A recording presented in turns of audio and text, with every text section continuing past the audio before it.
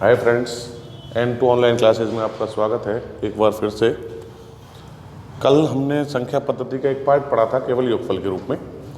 उसी योगफल में आज कुछ महत्वपूर्ण प्रश्न जो पिछले एग्जाम्स में आए हुए हैं, अब ये जरूर नहीं वो प्राकृत संख्याओं से ही हों, लेकिन आज जो हम पढ़ रहे हैं योगफल के रूप में ही मान है, संख्याओं के योग के रूप में, लेकिन वो भिन्नों के योग के रूप में है संख्या पद्धति का ही मान। लेकिन पिछले एग्जाम्स में कई बार रिपीट हुआ है, कई बार रिपीट हो चुके हैं ये क्वेश्चंस को हल करने से पहले मैं आपको एक दो मुख्य बातें जो वहाँ प्रयोग में लाएंगे, कंसेप्ट वो प्रयोग में ला रहा हूँ।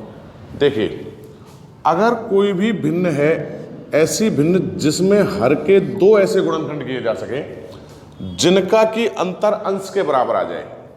उदाहरण के तौर पर हमने लिखा है 1/2। अगर हम इस हर के दो गुणनखंड ऐसे कर लें कि जिनका अंतर इस अंश के बराबर आ रहा हो, जैसे 2 को हम लिख सकते हैं 1/2, इन दोनों के बीच में अंतर 1 आ रहा है जो कि अंश में लिखा हुआ है, तो इसको विस्तारित रूप में लिख सकते हैं हम 1 छोटा गुणनखंड माइनस 1 बड़ा गुणनखंड। जैसे 1/2 है, 2 गुणनखंड किए, 1/2 अंतर अंश के बराबर है, तो 1 छोटा गुणनखंड माइनस 1 बड़ा गुणनखंड। और लिखें उदाहरण के तौर पर, जैसे हम लिखें 2/15। अब आप सोचें, क्या 15 के दो ऐसे गुणनखंड संभव हैं जिनका अंतर 2 आ जाए? तो 15 के दो गुणनखंड हम सोच के देखें तो ये गुणनखंड आ जाते हैं 3x5। चूंकि 3x5 दोनों का अंतर 2 है, तो इसको विस्तारित रूप में लिख सकते हैं 1 छोटा गुणनखंड माइनस 1 बड़ा गुणनखंड। अर्थात अंतर बैलेंस होना चाहिए अंश के बराबर। बाकी विस्तारित रूप में हमेशा लिखेंगे 1/3 माइनस 1/5, यानी अंश पे 1 ही आएगा।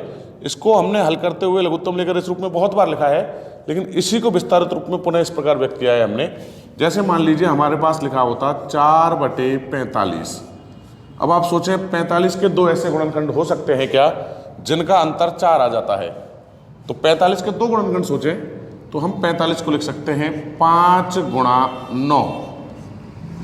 45 को व्यक्त किया जा सकता है 5x9 के रूप में, और इन दोनों का अंतर चूंकि 4 आ रहा है तो इसे हम लिख देंगे विस्तारित रूप में 1/5 माइनस 1/9। क्लियर है ये बात कि जहां भी हर के दो ऐसे गुणनखंड हो जाएं जिनका अंतर अंश के बराबर आ रहा है, तो फिर उसको विस्तारित रूप में लिख सकते हैं 1 छोटा गुणनखंड माइनस 1 बड़ा गुणनखंड। ठीक है ना? अब इस पर आधारित कुछ क्वेश्चन हम देते हैं।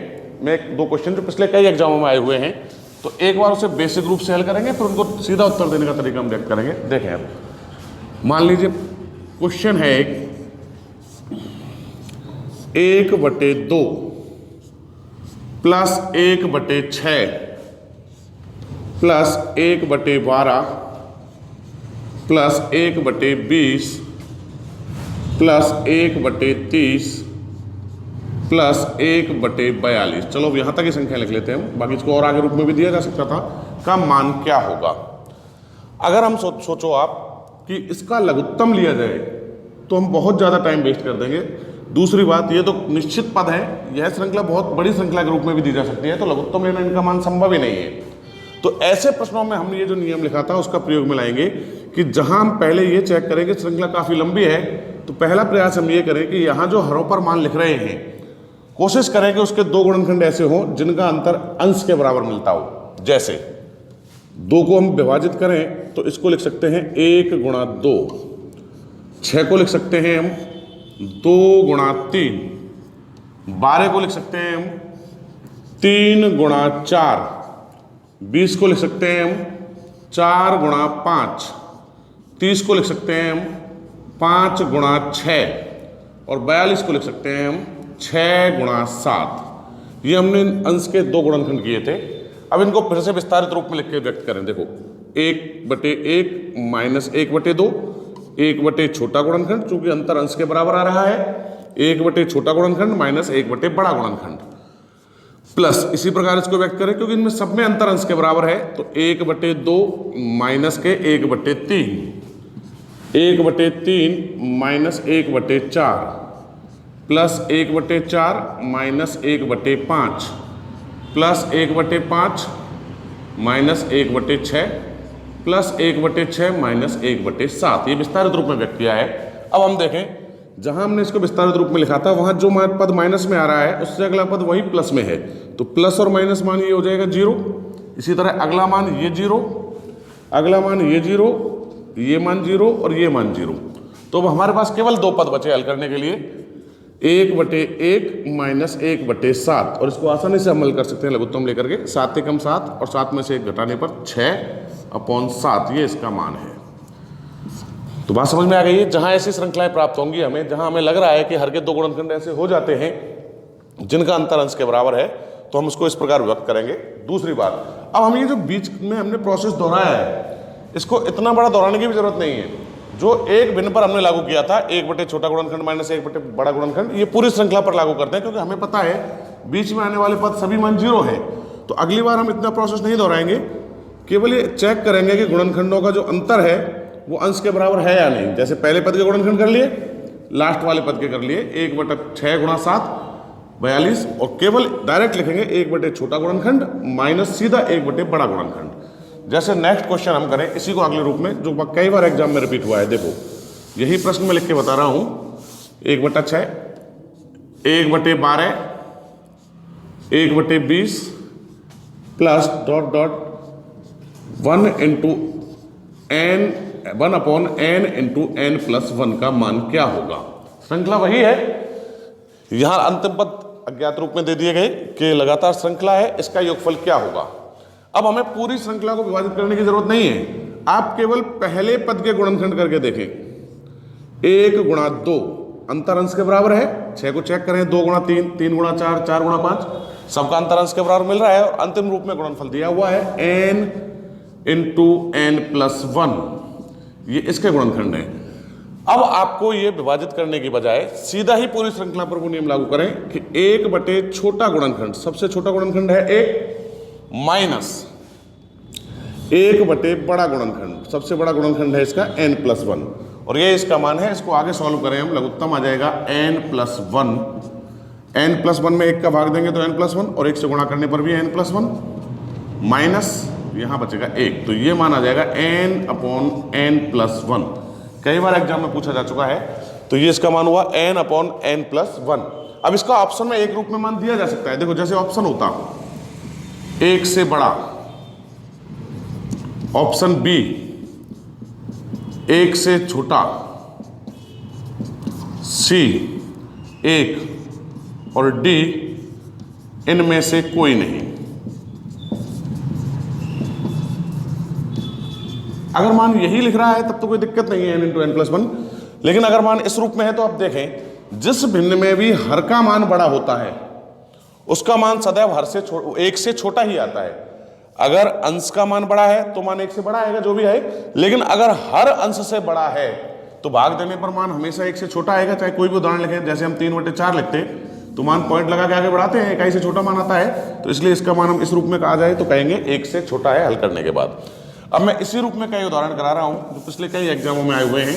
देखो मैंने जैसे कि कहा था कि अगर अंतर अंश के बराबर है, अंतर अंश के बराबर जो कोई भी हो, जैसे उदाहरण के लिए हम लिखते हैं यहां 3/4 plus 3/28 plus 3/70 plus 3/130 plus dot dot 3/97 का मान ज्ञात करो।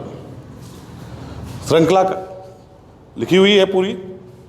अब हमें केवल, हमने जैसा कहा था कि प्रयास 2 स्थितियों पर करना है। पहले पद को देख लो, बीच में चेक करना चाहो आप कर सकते हो।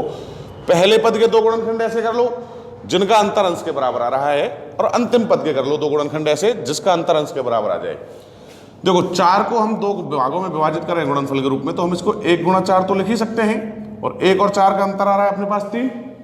लास्ट पद के 2 गुणनखंड 9700 है, अंतर 3 आना चाहिए, तो हम सीधा लिख सकते हैं 97 × 100 अंतर अंश के बराबर है। बीच में चाहे आगे चेक करें, 4 × 7 28 होता है जिसका अंतर 3 है। सीधा पहला पद 1/, ध्यान रहे अंश में 1 लिखना है, 1/, सबसे छोटा गुणनखंड है 1, माइनस 1/, सबसे बड़ा गुणनखंड है 100, तो 1/1 माइनस 1/100, और इसको हल करने पर मान आ जाएगा 99/100। बात आ गई समझ में? जहां भी अंतर अंश के बराबर हो, कई बार ऐसा एग्जाम में प्रश्न आ जाता है कि हमें गुणनखंड करने ही नहीं पड़ते। जैसे उदाहरण के लिए हम लिखते हैं यहाँ 2/1 गुणा 3, और ये जरूरी 1 से स्टार्ट करें, कहीं से भी स्टार्ट किया जाए, प्लस 2/3 गुणा 5, 2/5 गुणा 7, 2/49 गुणा 51 का मान क्या होगा? सिंपल सी बात है, यहाँ हमें गुणनखंड भी नहीं करने पड़ रहे हैं और हमें गुणनखंड करके दिए हुए हैं और इनका अंतर दिख रहा है हमें अंश के बराबर है, तो सीधे अप्लाई करें 1/, छोटा गुणनखंड माइनस 1/, बड़ा गुणनखंड, और इसको हल करने पर मान आ जाएगा 50/51। क्लियर है ना? ध्यान क्या रखना है, हमें 2 गुणनखंड ऐसे करने हैं जिनका अंतर अंश के बराबर आ रहा है। डायरेक्टली 1/, सबसे छोटा गुणनखंड माइनस 1/, सबसे बड़ा गुणनखंड। ठीक है ना? ये बात समझ में आ गई। अब देखो, ये प्रश्न दिमाग में उठ रहा होगा कि अगर ऐसे 2 गुणनखंड हम करें लेकिन अंतर अंश के बराबर नहीं आए तो मान क्या हल करेंगे हम? पिछला ही प्रश्न मैं रिपीट करके बताता हूं जो हमने अभी किया था। देखो, अगर ये तो अंतर मिल रहा था, सपोज करें ये प्रश्न ऐसे होता, 1/4 प्लस 1/28 प्लस 1/70 प्लस 1/130 1/9700।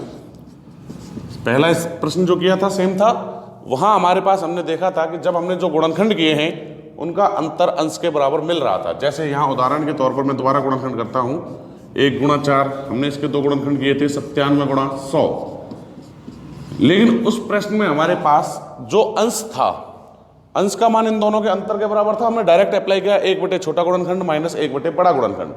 यहां हमारे पास जो अंतर है वो अंश में नहीं मिल रहा है, हम प्रोसेस तो वही अपनाएंगे, प्रश्न भी लगभग वही रिपीट हो रहा है, लेकिन केवल एक स्टेप और हम बढ़ा देंगे। देखो, जितना इनका अंतर है, यदि वो अंतर अंश में नहीं मिलता है तो उसको बैलेंस करने के लिए उस अंतर का बाहर गुणा कर दो आप। केवल जैसे 3 का अंतर है, अगर ऊपर 3 होता तो हमने ये पद काम में नहीं लिया था, लेकिन यहां ऊपर अंश के बराबर अंतर नहीं है, तो जितना अंतर है हर में उतना ही गुणा और कर दें एक्स्ट्रा। जैसे अंतर 3 का है तो 1/3 का गुणा किया, और सेम पिछले रूप में ही हल करो, 1/1 माइनस 1/100। अब 1/3 जो कि अंतर के लिए हमने गुणा किया है बैलेंस करने के लिए, इनटू, अब इसको हल करने पर मान जो पहले लिखा था 99/100, 3 से इसको डिवाइड कर दें 33 बार, तो इस श्रृंखला का मान आ जाएगा 33/100। क्लियर है बात दिमाग में? चलो एक और उदाहरण में यही लिख के बताता हूं इसी रूप में। जैसे मान लीजिए यही मान जो पिछला किया था हमने, 1/1 गुणा 3, 1/3 गुणा 5, 1/5 गुणा 7 plus dot dot 1/n into n plus 2 का मान क्या होगा? सेम प्रश्न है रिपीट करते हुए, लेकिन फर्क ये है कि पिछली बार हमारे पास जो अंतर दिया गया था वो अंश में मिल रहा है, यहां अंतर जो दिया हुआ है वो 2 का है लेकिन अंश में मान 1 है, तो हमें अंतर को बैलेंस करने के लिए कितने की जरूरत है यार? हमें 2 की, तो हमने उतने का ही एक्स्ट्रा गुणा कर दिया 1/2 जितना अंतर है। अंतर मिलता तो ये लिखने की आवश्यकता नहीं थी, और इसको सेम जो पहले तरीके से हल किया था वही हल करें, 1/, छोटा गुणनखंड माइनस 1/, बड़ा गुणनखंड, 1/2 इनटू, इसको हल करने पर मान आ जाएगा, देखो मैं लघुत्तम लेके हल कर देता हूँ ट्रिगल में, n प्लस 2 लघुत्तम इनका, 1 से गुणा करने पर n plus 2 minus 1, 1/2 into n plus 1 upon n plus 2, ये इसका मान है। क्लियर है ना बात? तो अगर अंतर मिल रहा हो तो बेहतर है, अंतर नहीं भी मिल रहा हो तो भी हम प्रोसेस वही दोहराएंगे, केवल जितना भी अंतर है उसको बैलेंस करने के लिए उतने का गुणा कर देंगे। चलो एक बार उदाहरण के लिए एक उदाहरण और लिखता हूं, यही देखें, क्वेश्चन दोबारा यही क्वेश्चन लिखें, 1/1 गुणा 5, 1/5 गुणा 9, 1/9 गुणा 14 प्लस डॉट डॉट 1/101 गुणा 105 का मान क्या होगा? क्लियर है बात? अब देखो सेम प्रश्न है, अंतर कितना आ रहा है 4, जबकि अंश में मान दे रखा है 1, तो हम गुणा कर देंगे 1/4 और वही प्रोसेस 1/1 माइनस 1/105, 1/4 ये आ जाएगा 105 माइनस 1, 1/4 इंटू 104/105 और 4 से ये विभाजित हो जाएगा 26 बार, 4 दूनी 8, 4 छक्के 24, तो 26/105 ये इसका मान है। तो ठीक है फ्रेंड्स, आज ये टॉपिक इतना ही करेंगे हम। इसके बाद नेक्स्ट क्लास में पिछले एग्जाम्स में यहाँ से आगे आने वाले जो पैटर्न के सवाल हैं, एक बार हम यहाँ तक जो पढ़ा है उसके एग्जाम्स में आने वाले सभी क्वेश्चंस को रिपीट करेंगे और कुछ नया टॉपिक पढ़ेंगे। जहाँ तक हो सके कोशिश करें इसको, ताकि हमारे जो वीडियोज़ हैं लगातार अपलोड होते हुए आपको मिल सकें। आप इन्हें ज़्यादा से ज़्यादा शेयर और लाइक करें, सब्सक्राइब करें। शीघ्र ही हम आपके साथ लाइव क्लासेज में उपस्थित होंगे। धन्यवाद।